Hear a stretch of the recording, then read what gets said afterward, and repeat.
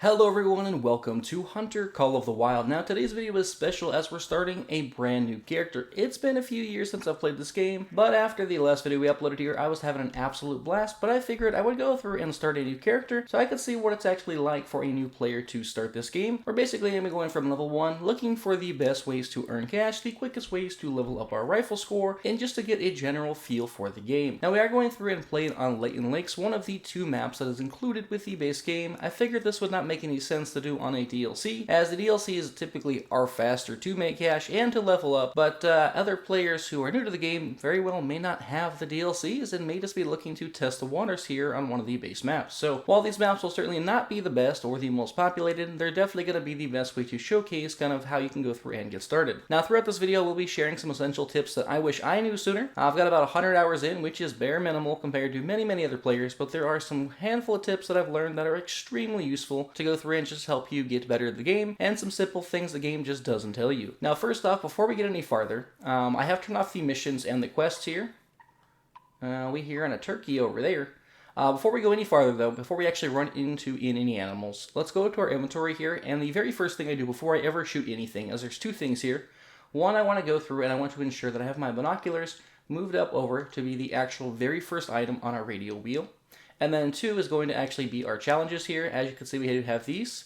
We actually want to set up a weekly challenge, which I have already done so here, which I want to harvest 14 bears, and then the daily challenge as well. As you can see, you get all these options here, and on the bottom you can actually see if they're from the base game or from the DLC.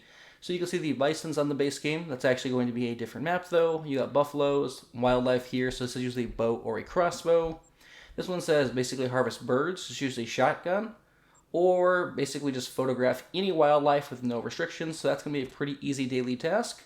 This one's also going to be pretty easy using a shotgun here once we unlock some of the birdshot. And then this one here is bison, so bisons are not on this map. We're going to go here, I think, with the bow. And then we can just go down here, and we've added these to the game. Now, while we're playing, if we simply can go through and just complete these tasks, it'll be a quick way to make some extra cash. Now, with that being said, the reason I went through and I adjusted my binoculars is you notice on the radio wheel when you actually open it up, you do have your binoculars here. And the binoculars I typically run around with more than any other item in the game, as you're using them to just scout the surrounding area. Then if I see something I want, simply just have to press right on the D-pad, pull my rifle out, I can take my shot, and then I can just go back to my binoculars without ever needing to pull up the wheel yet again. Now, in here, because there are no missions, or I've turned the missions off and the tutorial, ooh, hold on, we've got ourselves some first animal here. That is looking like a mighty fine deer here. That's a whitetail. So we're actually going to go prone, as trying to go through and walk up on an animal this early on at level 1 can be a bit of a challenge, even though the wind is facing south and we are heading north. So thankfully the wind is working in our favor, but you do still make quite a bit of noise and you are far easier to detect. Honestly, I probably was already at a great point to go through and make that shot. The only concern here is in the beginning of the game starts you with the 243. And the 243 has the soft bullets to start out with, meaning these bullets do not actually penetrate bone.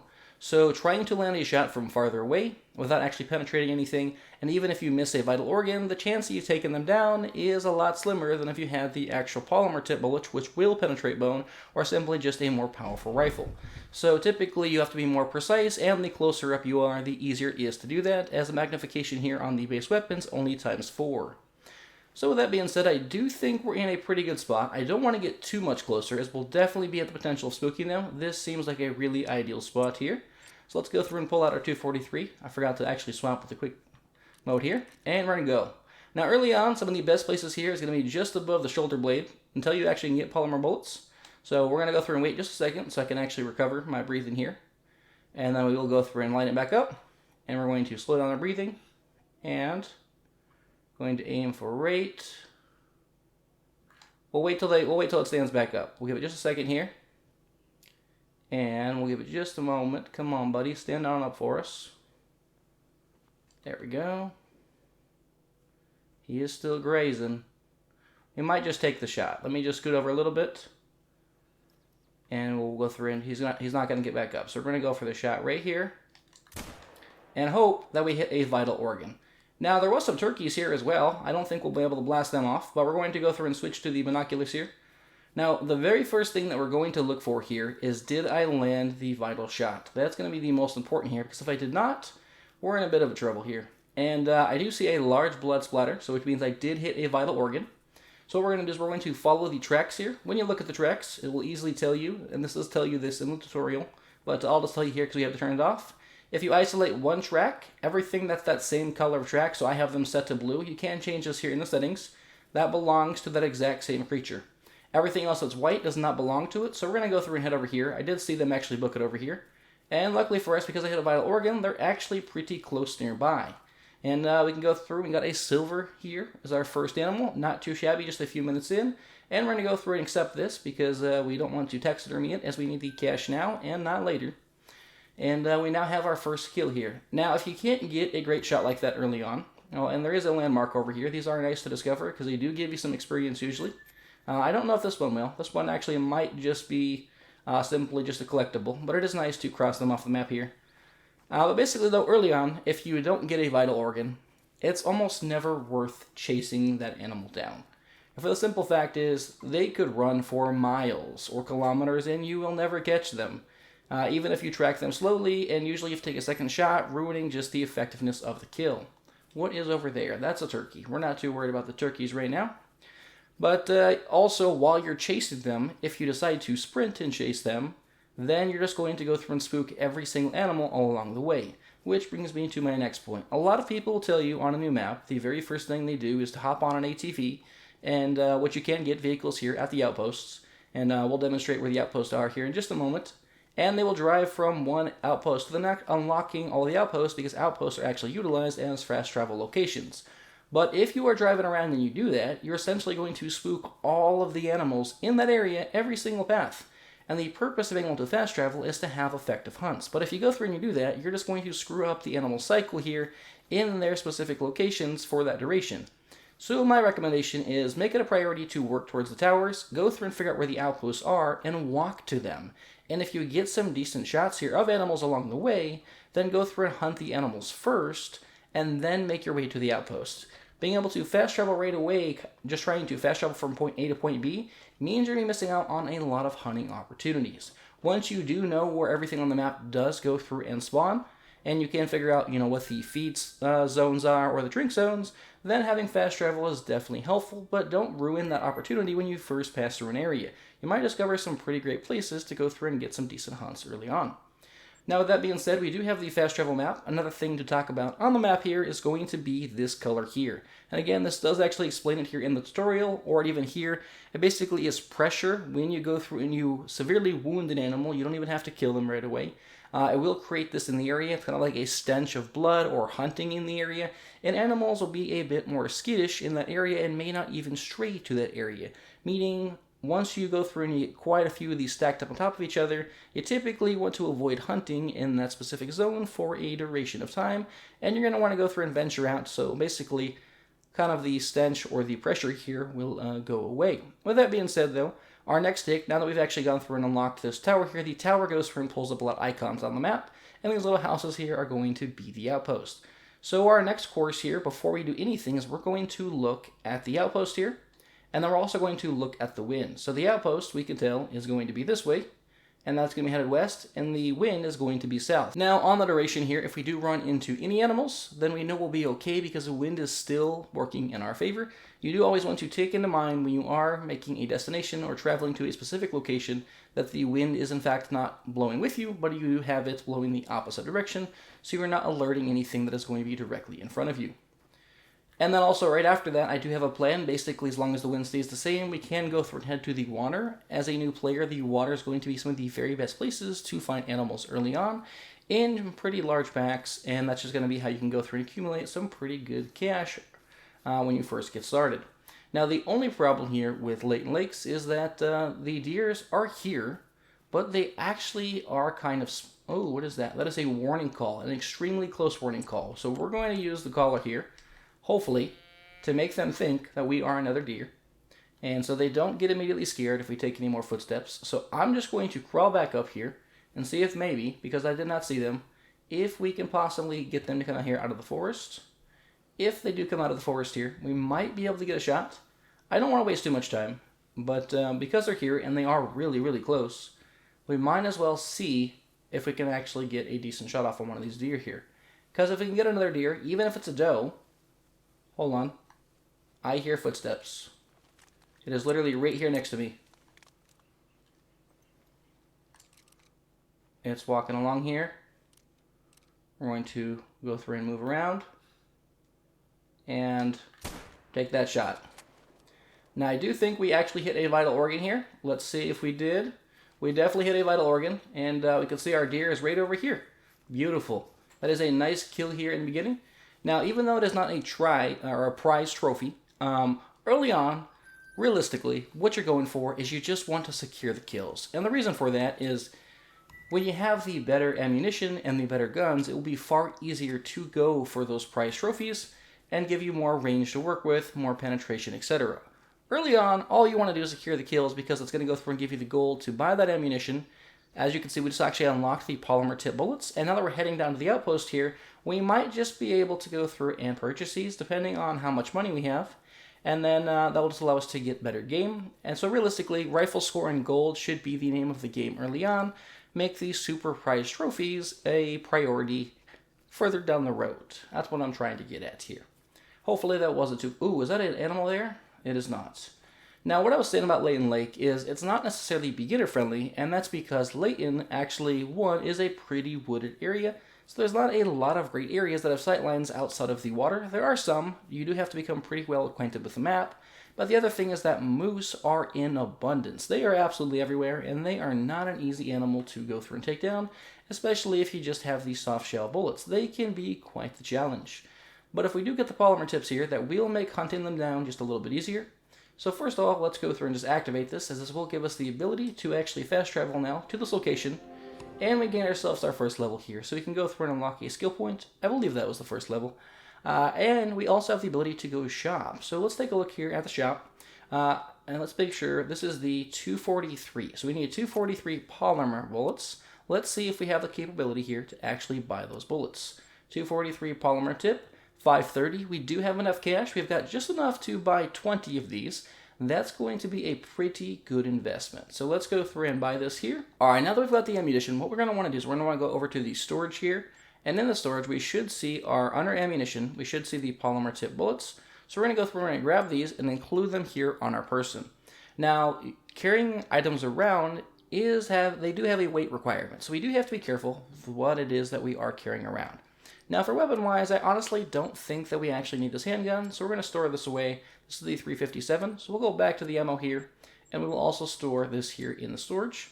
Now I think we are in a pretty good position, so what we're going to do is let's go back over to the actual inventory here on our person, and first let's go to our skills. Now we do have a new skill here. We'll go to the Stalker one, and we're actually going to focus on the Locate Tracks. That's just going to make locating creatures a whole lot easier. Now we have that one skill unlocked. Then when it comes to perks, we don't have any perks, as that will be the next thing we unlock at the next level here.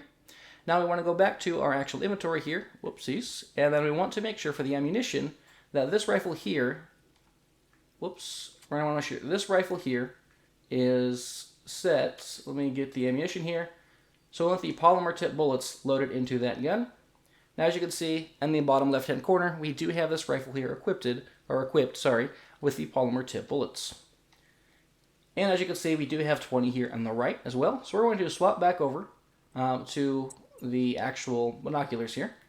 And we're going to head on down to the water just down here. But we're going to go through and scout out the entire water edge all up and down here. See if we can find anything. I'm not seeing anything over there.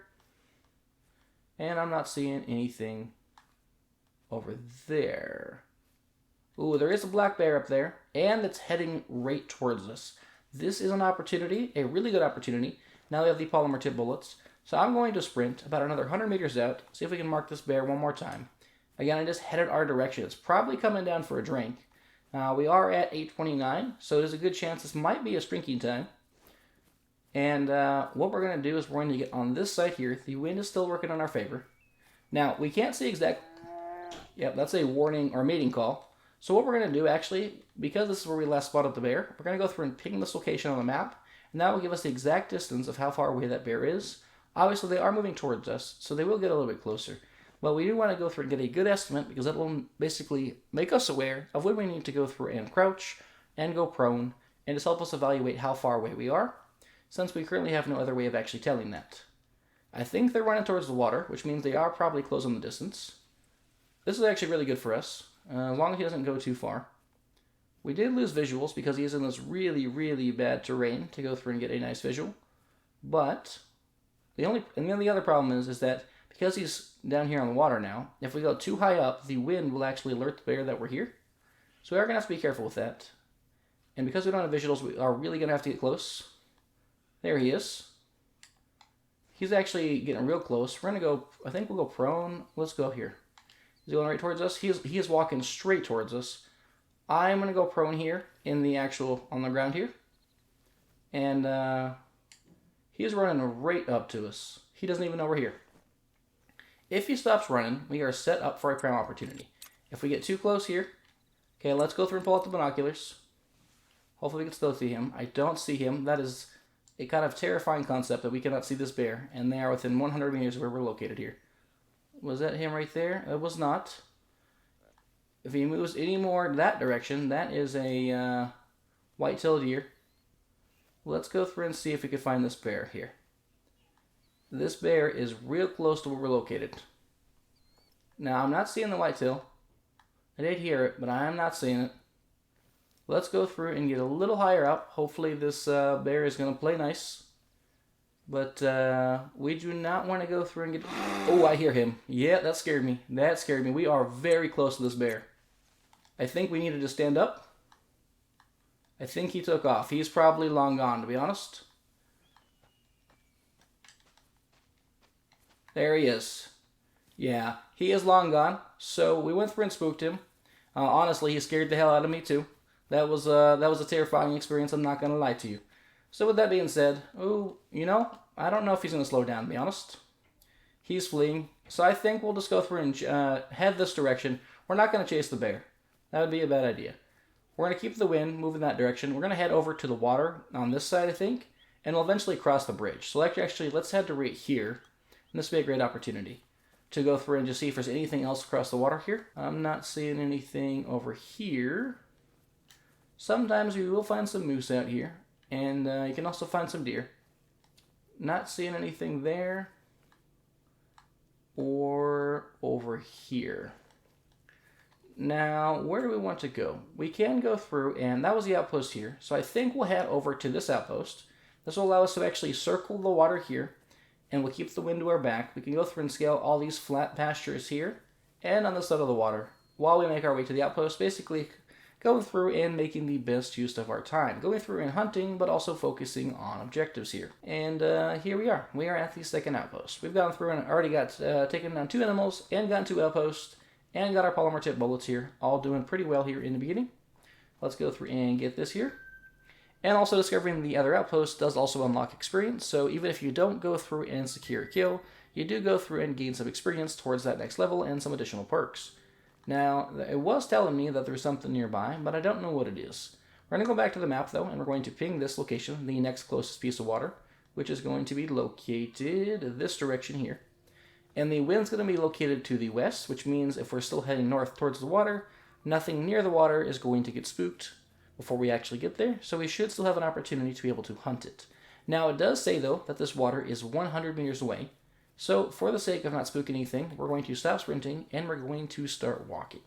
Just because we want to make sure that they're not aware or know that we're there before we actually can see them. Because if they do get spooked, they will just run off before we ever have the opportunity to get a decent shot in. Alright, this is a really large area here. Lots of open space. Hopefully we can find something decent. If not, we do have somewhere else we could go through and head over.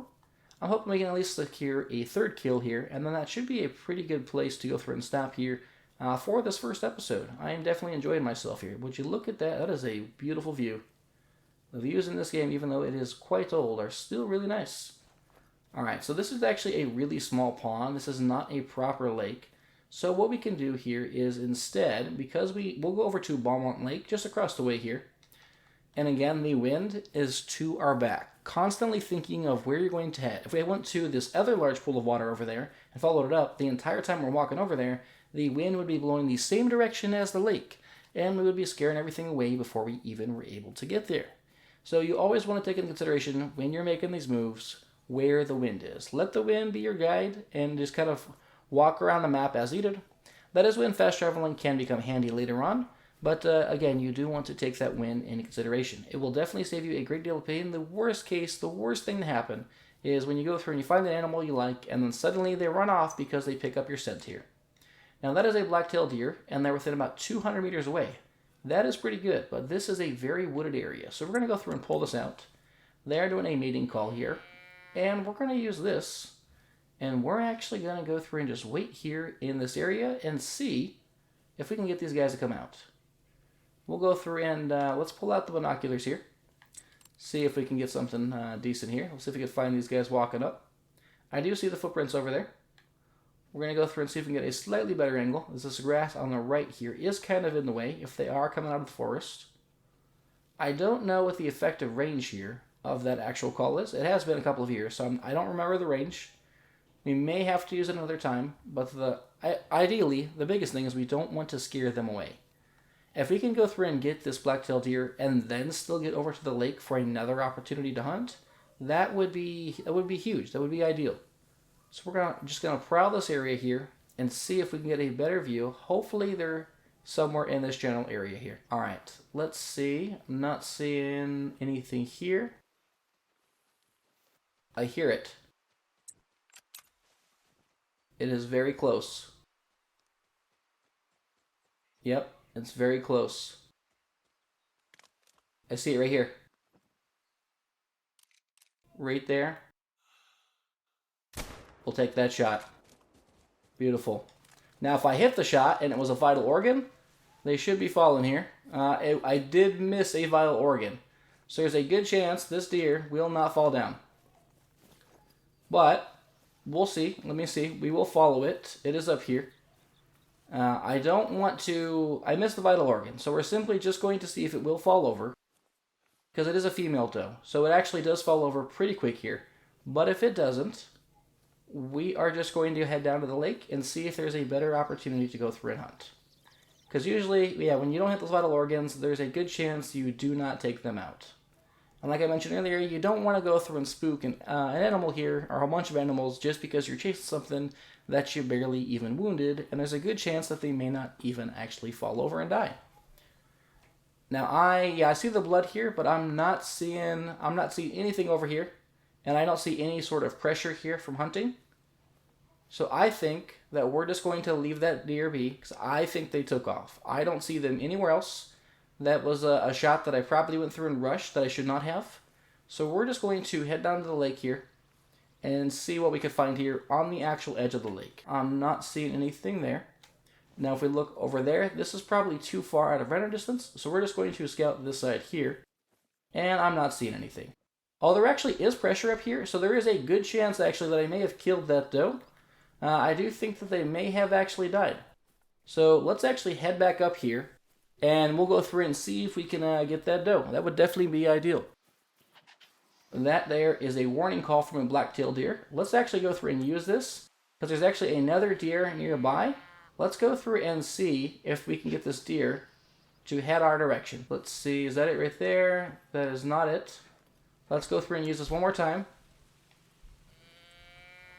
Alright, now that we've used that, let's go through and just scout out these woods here. See if we can detect any movement. There it is, I see it. There's one, and there's actually one more over there. So let's go through and crouch down. We're going to go prone, just for the time being. Let's go through and line up our shot here. This one is much closer. Okay, we're going to go through and steady our breathing. Oop. Steady our breathing. We need to go prone. We have been doing too much moving, so we need to let our heart rate rest before we can do anything else. We do know that they are right here. Oh, they are running away. One is sitting down. There is another one right there in the woods, but I don't know if that's a clear shot. I can't see them, to be honest. The wind, though, is working in our favor, so we're going to go around the corner here. See if I can get a better shot. I do see this one right here, though. That actually might be something we could take. Let's try. Let's go through and go like this. Zoom in here. Right here on the back. And see if we actually manage to hit a vital organ. I don't know if we did, as that was a pretty poor position to shoot that deer, but I am hoping that we did manage to hit something here. Let's go through and find out. It was the last one that we had zoomed in on, so it should be here. We do see the blood splatter here. There was no vital organs, so we can go through and track it, but we did not get a great shot. I probably should have gone for that female deer. It was just a better position. Now, before we head out, I don't want to get too confused. We know where that guy was at, where we last saw them. We can see their location here on the map. Well, we're going to head back over to this marker where the female deer was at, and there's a possibility that we might be able to find this corpse here in the general area. But after this, there will definitely not be probably any deer here for some time, as we did go through and basically take 2 of them out in almost the exact same location. So I believe this right here should be where this previous deer was. Let's see if we can find the blood streaks here. I believe it was just right down here. And this is the blood here. So let's go through and follow this track if it still works. It says that this here is all the blue. So we're going to follow this blue track here. Here it is. We did eventually find it. So that's good. We can go through and secure this. And it's none, but we do get 530 cash. I do hear something else really close. There's another deer. That little hissing sound is a black-tailed deer. But I don't know which direction it came from, unfortunately. Now what we're going to do is we can see that there is actually doubled up. So this actually got larger. So I think we did manage to go through and possibly get one more kill here on that male deer. Now most likely it's going to involve quite a bit of tracking again, as we did not secure that final hit. But you can see that we can easily navigate back to where we last spotted that deer and actually landed the initial hit on this male deer because we went through and used the binoculars to track them. So doing that really is helpful because it will allow you to go back and retrace your footsteps from point A, from the very beginning when you first took the shot, to actually kind of just following them around until you find the proper blood splatters. So this was we were 400 meters out from when we shot that first deer. But as you can see, the very first 2 deer in this video that we took out, we shot them and then they literally just fell over a few meters away from where we shot them. So I cannot express the importance of landing vital shots and precision. So what we're going to do is we're just going to look for the blood splatter. I believe it's right there. Yes, it is. That there is the blood splatter. So now it's non-vital organ. It's old, but we do see that it's blue. So the most important aspect is that it is blue. Now we're going to follow these blue tracks here. There he is. I see it. He's right over here. Right on. So I'm curious now, since we did leave our marker up, and that's going to be a bronze. That's all right. About 300 meters out. So now we do have all this hunting pressure here. I think, though, we're just going to probably go through and call it. We're a level 2. We do have about 1,200 gold. We already bought the polymer-tipped bullets. And we are about 45 minutes in. So I think that's a great place to go through and stop, though. This is, I think, a really good introduction here back into Call of the Wild. And then next time, we'll just go through and try and grind out some more kills here to go through and rack up some more cash and some experience. I hope you all enjoyed today's video. If you did, then please consider leaving a like and subscribing to see future content. I will see you all later.